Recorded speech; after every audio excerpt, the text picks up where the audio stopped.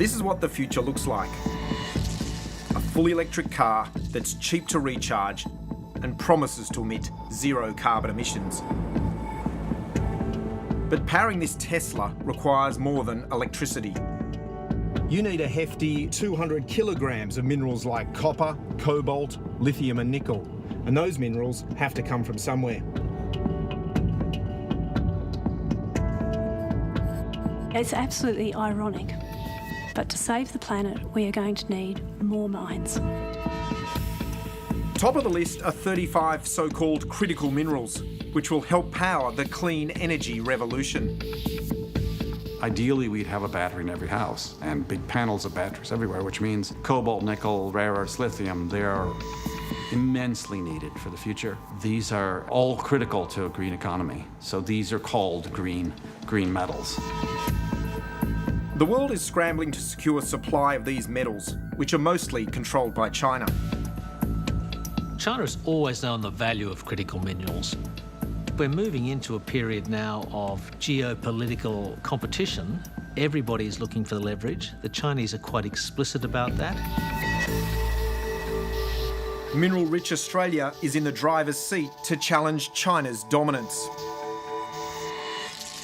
Rare earths, critical minerals, everything you use for electric vehicles, for transport, for manufacturing. We're really at the start of what could be a new mining boom.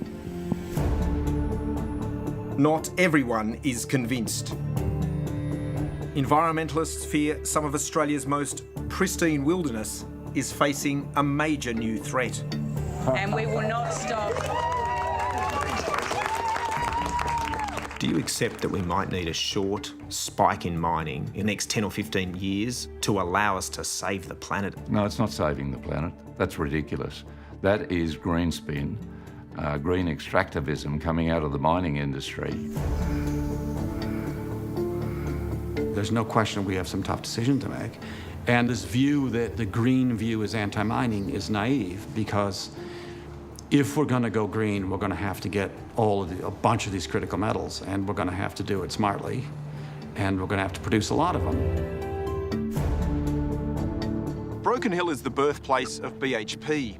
Just like the world's biggest miner, this historic town is making the shift to the minerals needed for green energy.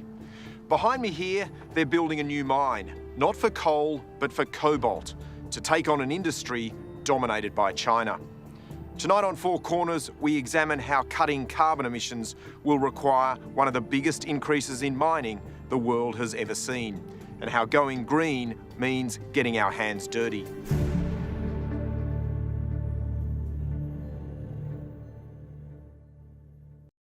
Available now on video on demand.